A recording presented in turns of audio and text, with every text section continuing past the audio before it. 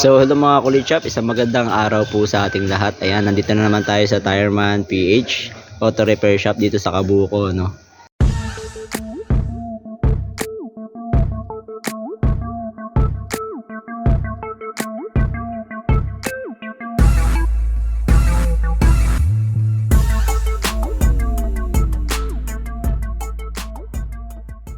So dinala na naman natin si Altis. Ayan. So konting background lang guys, no. So dinala natin to dati dahil nga may tunog kalansing dun sa makina. Tapos nilinis lang nila yung BBTI kaso hindi nawala yung tunog. And then ang hatol ni sir is timing chain. Sa timing chain assembly niya. So kaya lang wala pa tayong budget ng time na yun. Tapos nagpahanap tayo ng pyesa. Habang naghihintay tayo ng pyesa, no, bumigay naman yung aircon. Kapapagawa lang natin ng aircon natin, compressor. Yan. Then after 1 week may nakita ako sa YouTube, no, yung pinaltan lang is yung tensioner lang yung pinaltan. So pinakita ko kay sir, sinend ko sa kanya kung pwedeng yun munang tensioner yung testingin namin, no. So parang suntok sa van kung tensioner lang ang papalitan kung maaayos. So pumayag naman siya. Kaya lang sabi niya nung una, kaya lang pag hindi nawala yung tunog, kailangan magpalit kami ng assembly. At saka madodoble daw ako ng labor. So kaya ang ginawa niya, sabi niya sa akin, nag-message ulit siya sa akin, sabi niya, pwede namin itry yung tensioner lang, hindi niya na ako sisingilin ng labor. Para hindi daw ako madoble ng gastos. Pero pag hindi nawala yung tunog, kailangan namin magpalit ng buong assembly na. Tapos yun nga, medyo may kamahalan kasi original yung ipapalit nila. Then kahapon nung pumunta ako, kailangan ko lang na ipacheck yung tension at saka magbigay ako ng down. Pinacheck yung pang ilalim kasi may mga tunog-tunog. Yan. So na-diagnose ni Kuya Joey kahapon na test drive na. Papalitan yung dalawang shock mount. Tapos dalawang shock. Ayan. So actually meron na tayong kausap dyan sana, kaya lang yun nga, dito tayo inabot ng kalakalansing sa daan, diniretso ko na dito, nandito na rin naman tayo. Yun, so papalitan ng shock. So yung nakalagay pa ng shock dito is lang Nitrotech lang, ano. So hindi ko napansin dati yan, akala ko kay YB din or replacement na. So bumigay na yung shock natin. So papalitan ng KYB pati yung shock mounting. And then sana yung pag pinalitan yung tensioner mamaya is masolve na yung problema natin para wala na tayong problema dyan. Gulong na lang yung kulang. Ayan, nagkasunod-sunod yung gastos natin, no. So una yung sa timing chain, sana nag-iipon-ipon pa tayo ng pang-budget sana doon. Kung may budget naman tayo, kaya lang yun nga, sumabay naman si aircon. Tapos yung shock and shock mounting dito ko na rin pinagawa, ano. So sana magawa yung sa tensioner lang para less yung gastos natin. Makakapabili pa tayo ng 4 na gulong. So kung hindi, edi dalawa lang muna. So naubos yung ipon natin dyan guys. So good thing lang dito guys, yung pinakita ko kay sir, yung nakita ko na video is willing naman siyang gawin yung technique na yun, yung tensioner lang, no. Kasi yung usapan nga namin nung una is assembly na, medyo mabigat-bigat. Kaya lang yun nga, sumobra yung bigat dahil nagpagawa tayo ng aircon, palit compressor. Tapos ngayon palit pang ilalim, shock absorber, shock mounting. Tapos yun, pag hindi nagawa yung ingay, hindi nawala yung ingay, lalabas na magpapapalit pa tayo ng assembly. Tapos gulong. Yan, kita nyo naman yung gulong sa likod, nipis-nipis na. Nipis na nung gulong natin. So bala ko 4 yung papalitan natin, pero kung hindi nakakayanin ng budget natin is 2 na lang. Ayun nga pala, kahapon na-check din tong caliper. May kalog dito sa caliper natin, sa caliper pin, no. Na-check ko kay Joey. So papalinis natin, tapos papaayos natin to. Yun, sinabay na nga natin yung shock at saka shock mounting. So shout out dito sa tropa ng Tireman PH. Update ko na lang kayo mamaya guys dun sa technique na gagawin kung paano siya papalitan. So kaya ko din naman pinagawa yung pangilalim guys kasi nga bala ko magpalit ng gulong. Kasi kung may kasira yung pangilalim natin, hindi tayo makakapagpalay ng maayos. Tapos yun nga, masasayang yung bago nating gulong ano. Kaya yun, no choice tayo, pinasabay na rin natin yung pangilalim natin. Tapos yung preno, dapat preno lang yung papagawa ko. Kaya lang nung nakita yung absorber, may tama na pati yung shock mount, pinasabay na rin natin ano. Ayun, medyo masakit nga lang sa bulsa. So sana matapos na yung mga pagawain natin dito, no. Medyo masakit na talaga sa bulsa, no. Madami-dami na rin naman tayong nagastos. Ubos ang ipon natin, guys.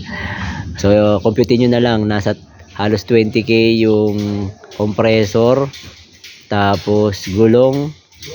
Pinakamurang gulong is 2.8 sa canvas ko, no. 2.8 ang isa. And then yung shock mount, shock absorber, pagpalagay muna natin 8k plus 3k, yun. Kayo na lang mag-compute. Tapos yung assembly ng assembly ng chain kung halimbawa hindi magagawa. Yung tensioner nasa 3k yata, almost 3k yung tensioner natin. At yun nga, maganda, hindi na ako siningil ni sir ng labor para if ever na hindi ako madoble ng gastos, diba? Nakahirit tayo ng pre-labor. Naawa si sir sa akin siguro sa dami na ng gastos natin. Grabe maglambing yung Altis natin, sabay-sabay, sunod-sunod. So syempre thank you Lord, no, kasi meron tayong ipon kahit papaano pampagawa sa kanya. So kaya naman ako masailan sa ganyan kasi nagagamit natin araw-araw pang service. So hindi ako napapalagay yung loob ko na bumabiyahe ng merong sakit, no.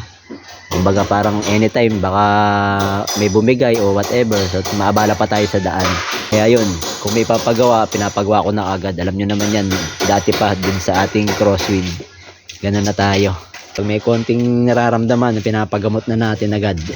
And guys, may tensioner kasi yan dun sa likod. Ayun, sa likod yan makakita yung tensioner yan. Hindi ko lang mapakita kasi yan, halanganin yung camera. Doon sa may bandang babae yung tensioner yung napanood ko. So may dalawang option yan. Huhugutin yung tensioner dito sa likod, tapos iikutin yung pulley ng backward para makalas yung lock ng tensioner, and then forward naman para mag-release yung sa tensioner na hindi binubuksan yung valve cover.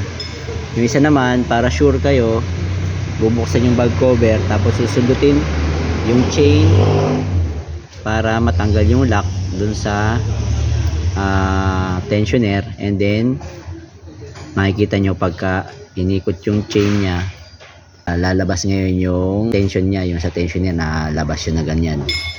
So hopefully ma-solve nun yung problema guys.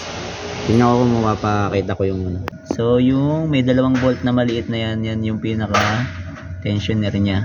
Yung may dalawang bolt na maliit, hindi ko alam kung ang size yan, G's yata yan, na may parang oval or diamond na plate. So yan, ginagawa na yung ating shock mount, shock absorber. Shoutout kina kuya. Tapos ito yung hindi ko makita kalansing,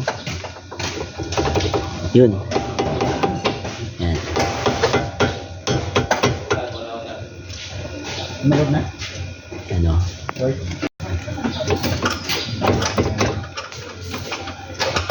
meron siyang uga, yun yung natunog. So ayan na si bossing.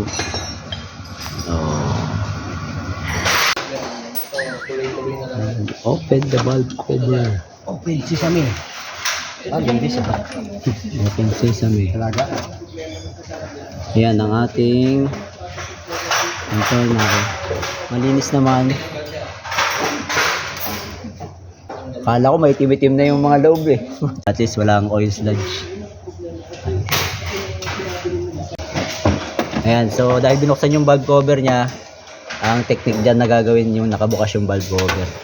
Alaman natin mamaya kung paano yung technique na gagawin nila. Kung may iba pa dun sa napanood natin,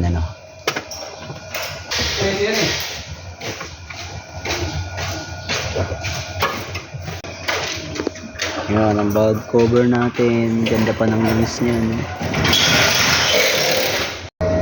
So, ayun guys, pag syempre, hindi kayo masyadong manonood doon, ayaw nyo makanood sa labas, at gusto nyo dito lang sa loob, Meron naman silang lounge dito, naka-aircon. Ayan, si Tireman PH sa YouTube. Ayan. So may lounge sila dito, no? Na pwede nyo tigilan. Kung kayo ay gusto magpalamig, nainitan na kayo sa labas. Ayan, may lounge sila dito. Malamig dito guys, aircon. Pero syempre, dahil lalaki tayo, usually ang gusto natin nasa labas tayo eh, no? At tinry lang natin ito nasa loob. Pumasok. Ayan, luma tsaka yung bago. So ayan guys, naka-atras yan pag sinalpak. No? Tapos may gagawin sila dyan para ma-release yan ng doon sa part niya. Yung luma. Mainit pa. So napupuno rin kasi ng oil kaya tumitigas. Sana. Tsaka may tagas din yan. No? Kaya papalitan na rin natin. Kaya pag magtatanggal kayo niya na coil spring, yan, kailangan nyo yan, no? Para hindi kayo maipit niyan. Pag kumipit sa inyo yan, putol daliri yan. Pag umigkas na. Ayan, safety. Kaya meron yan. Kasi pag igkas niyan, yari kayo. Check natin tong ating shock absorber.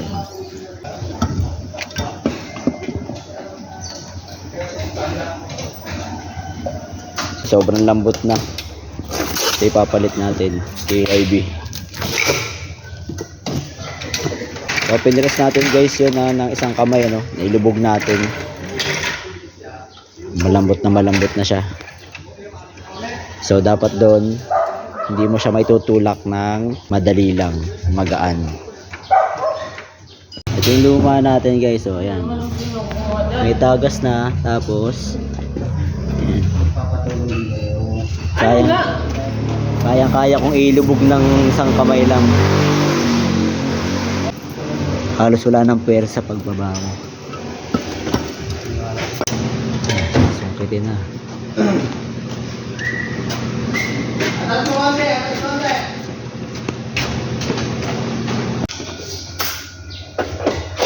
So guys, maglalagay tayo ng sealant doon sa mga dugtungan. Kasi yan naman, flat yan. So kung may gasket tayo dito, yan. Gasket natin dyan, dapat yan. Kaya lang hindi namin naisabay yung gasket. Sabi ni sir, i-order pa natin. Hindi na rin aabutin ng ano. Nakalimutan natin i-orderin to. Sama. Kaya sa alas 3 na, hindi na aabutin ng oras. Sabi ni sir, ano, orderin na lang tapos ano, libre na lang daw yung labor. Ayan guys, table ko yung bulb cover. So ayun guys, nalinis na yung brake natin, tapos napalitan na yung shock absorber at yung shock mount. Naikabit na rin yung ating tensioner. Papaanda rin na lang. So thank you sa Tireman PH sa pag-aasikaso ng ating sasakyan. The moment of truth. Ayan tayo, start natin. Cross fingers tayo guys. Kung mawawala.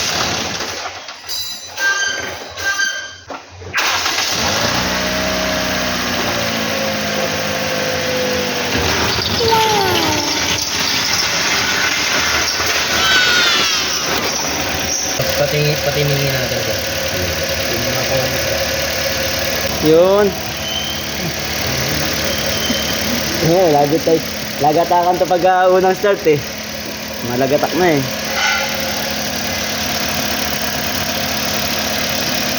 Ayan guys oh. Wala na tayo narinig na lagatak yun. Pero observe pa rin natin. Thank you Lord.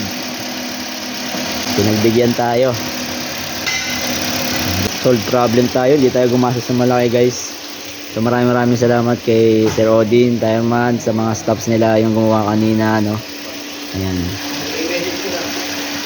Satisfying na tayo. Yun. At syempre salamat kay Lord, no, kasi yun pinagdadasal natin na ano yung gagawin natin dito sa sakyan natin eh. Pinagdadasal talaga natin lagi at yun. Bigla ko nga lang nakita dun sa YouTube yung isang trick na yun. At ayan. Kahit pa paano hindi tayo napagastos ng malaki. Nakatipid-tipid pa tayo, no? Yun nga lang, medyo nagastos na tayo dun sa ibang pinagawa natin, no? Pero anyway, okay ganun talaga may sasakyan. So, kung kailangan nyo guys ng mapapagkatiwalaang shop, under chassis, engine, visit lang kayo dito sa Tireman PH Auto Repair Shop. Dito lang yan sa Cabuco, 13 Martires, Cavite. Alright, so siguro po hanggang dito na lamang ang ating video. Sana po minibag nyo na kapakipakinabang sa araw na ito. At sa mga hindi pa nakasubscribe, subscribe na lang tayo sa Kulit Shop. Ang shop na makulit pero walang physical shop. See you on the next videos. Bye bye.